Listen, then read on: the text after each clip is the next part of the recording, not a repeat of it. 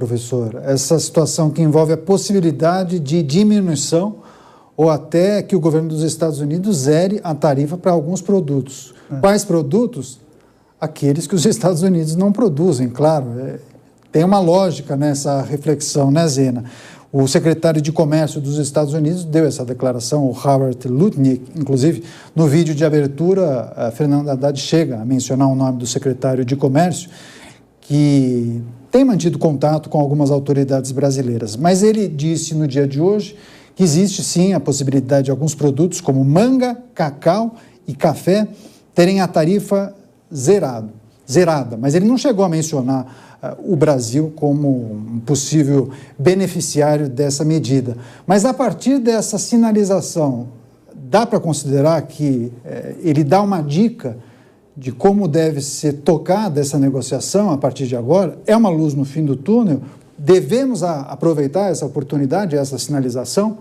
Olha, se a gente for pensar o modus operandi do Trump, o Trump tem esse estilo agressivo, né? E vai ali depois ajustando. Ele mesmo admite, enfim, esse estilo de negociação. Então, o primeiro ponto é esse. Não quer dizer que quando chegar o deadline, quer dizer, o prazo final, esses elementos já vão estar ali. Não dá para a gente dizer, é muito imprevisível. Pela própria natureza do Trump é muito imprevisível. Mas existe, obviamente, um espaço para atenuar algumas tarifas que sejam do seu interesse. Eu até citaria, no caso, a Embraer, porque a Embraer, ela importa muitos insumos dos Estados Unidos. Então, tem impacto, tem coisas que têm impacto direto na inflação do consumidor, né? E que isso pode ser um elemento ali de pressão, mas tem, né, esses laços comerciais de uma empresa do tamanho da Embraer. Então, assim, primeiro ponto faz parte da estratégia do Trump. A decisão final é dele. O que a gente observa é que o papel da diplomacia ele é sempre meio secundário, né? Ele reage muito mais a questões de uma racionalidade econômica, entre aspas, né? Mas de interesses econômicos, não é a racionalidade econômica, de interesses econômicos, menos de diplomacia. Então, por esse aspecto, o secretário do Tesouro fazer uma afirmação, por exemplo, tem um peso.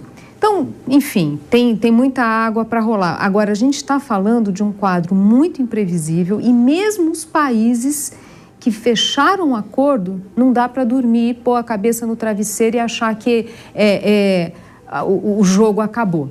Então, se inserir um elemento de incerteza no ambiente internacional, que ele é dado, isso vale para o Brasil, isso vale para todos os outros países. Sempre vai ficar aquela expectativa, bom, e agora qual vai ser a próxima jogada? A Zena traz um ponto que eu acho muito interessante, professor Vinícius, quando ela destaca essa imprevisibilidade de Donald Trump. Mas tem um aspecto que eu acho que é previsível. Isso deve ser contabilizado pelas autoridades brasileiras, pela diplomacia e quem estiver à frente das negociações, que é a necessidade dele sair como vencedor, ainda que não na mesma medida que ele tenha colocado sobre a mesa com a tarifação de 100%. De que maneira as relações internacionais podem interpretar esse aspecto para facilitar, inclusive, a negociação e pensar, talvez, ou um adiamento ou até na redução da tarifa? Porque a reversão me parece pouco provável agora, né? A reversão, eu diria que é impossível por conta das circunstâncias em que o Trump a regra que ele estabeleceu. 50%. É a regra quando ele fala daquela base de tarifa que vai variar de 15% a 20% para todos. Para todos, exato. E, como falamos anteriormente, as motivações políticas no caso do Brasil. Então, ele teria que ter ali alguma sinalização, me parece, para revogar totalmente o tarifaço, que está fora de cogitação, porque ainda que o executivo brasileiro quisesse satisfazer essas demandas políticas, que implicariam aí na violação na prática da nossa soberania do ponto de vista... Você está querendo dizer que passaria por alterações de processos em curso no judiciário ou não? Exatamente. Ainda que quisesse um cenário hipotético, vamos traçar aqui um cenário hipotético. Apresenta um projeto de lei para ser aprovado a jato no Congresso. Exatamente. Ainda que houvesse um grande acordo nacional dos poderes, julgando que isso fosse viável e que não afetaria a nossa soberania, claro que afetaria, mas vamos traçar esse cenário. Ainda assim, o Trump haveria o risco de ele não se sentir totalmente vitorioso. Sem falar que abriria do ponto de vista das relações internacionais, não da economia, um precedente muito perigoso. Qualquer um no futuro, poderia ser a China, qualquer país mais poderoso, ou a União Europeia, fazer um mesmo tipo de pressão, achando que o Brasil cederia nesse aspecto, em qualquer aspecto político no futuro. Então, o próprio Trump ele coloca ali uma condição muito difícil a ser cumprida, porque não está apenas no reino da economia, mas está no elemento na esfera política. E isso gera ali sensibilidades como essa que nós estamos vendo aqui no nosso debate nacional.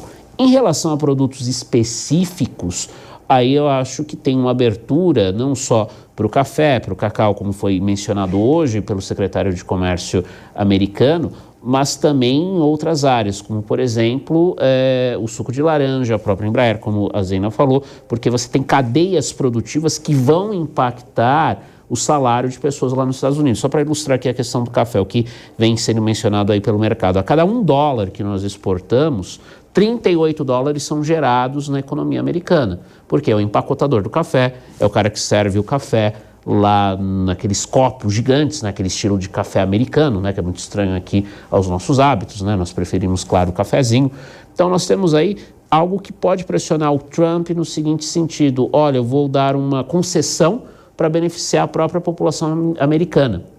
Então, nesse discurso... São produtos que fazem parte do dia a dia, do hábito do americano. O suco de laranja também. O suco de laranja, né? Tem aquela piada, né, que a gente pelo menos fala muito em relações internacionais, na área de economia política internacional, que o americano ele não sobrevive, ele sobrevive a tudo. Sobrevive a furacão na Flórida, sobrevive às doenças que dizimaram ali os laranjais da Flórida, mas não fica sem o seu suco de laranja. Quem provê o suco de laranja é o interior, por exemplo, do estado de São Paulo.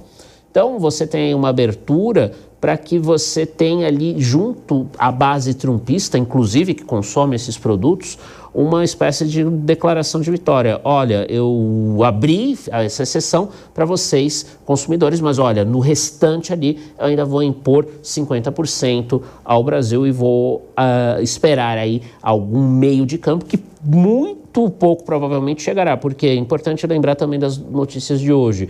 O que vem sendo mencionado do ponto de vista do nosso governo federal, e aí cabe talvez alguma crítica, alguma avaliação, alguma reflexão.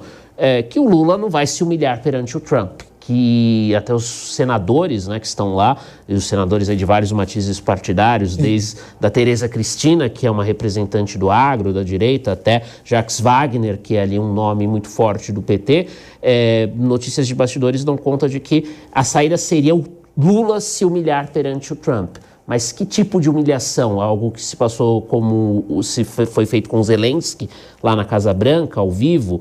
É algo como, por exemplo, se passou com o Cyril Ramaphosa, o presidente da África do Sul, que também ali gerou um mal-estar em função da visão que o governo americano tem em relação ao que se passa com os fazendeiros brancos na África do Sul, que não tem nenhum lastro ali na realidade. Então, em suma, nós temos aqui no varejo, né, em setores específicos, a possibilidade de que o Trump faça alguma concessão, sem dizer que está fazendo uma concessão, até porque suas taxas de aprovação estão caindo. Hoje saiu um número de 40% de aprovação. A inflação também tem uma perspectiva de alta nos Estados Unidos, embora no primeiro momento os tarifaços não tenham rendido ali no aumento de preços. E, no âmbito geral, aí me parece realmente muito mais difícil o Trump ter uma saída honrosa em que ele possa se declarar vencedor perante o Brasil, haja vista as demandas que ele apresentou, que são, reitero, não factíveis, ainda que o Executivo, Legislativo e Judiciário brasileiro quisessem fazer um grande acordo nacional. Pois é, bons pontos. Professor Troster, queria te ouvir também a respeito dessa declaração do secretário de Comércio dos Estados Unidos, Howard Lutnick, acho que é um sobrenome polonês, talvez, não sei, meu palpite, mas que ele considera, sim, a tarifação zero para alguns produtos como manga, cacau e café, e aí os analistas disseram, é um recado para o governo brasileiro. Enfim, o que é preciso considerar quando ele dá essa dica, essa sinalização? A negociação pode se apoiar nesse tipo de informação? Nós não estamos tendo negociação até agora. E só lembrando mais um pois caso, não, por favor. O caso da Colômbia, né, com os presos colombianos, né, que o Trump se impôs, e o mesmo argumento de soberania foi usado e o presidente colombiano deu um passo para trás. Só que o Brasil não é Colômbia. Eu acho que o Brasil, até antes do dia 9 de julho, era um país dividido. Hoje, continua dividido em alguns aspectos, mas hoje estão todos contra, assim, a interferência de Trump no judiciário. Então, acho impossível que Lula dê um passo atrás e ofereça um grande acordo. Então, acho que isso está fora do radar. Acho que o Brasil inteiro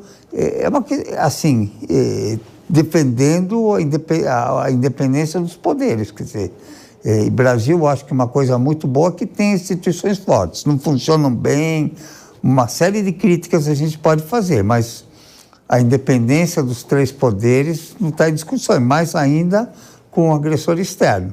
Segundo, Trump tem esse estilo de negociar, quer dizer, então se a gente vai ter alguma novidade, vai ter no dia 1º de agosto, né? Não vai ter na véspera, né? Eu já teria anunciado. Terceiro, eu acho que a questão agora é esperar.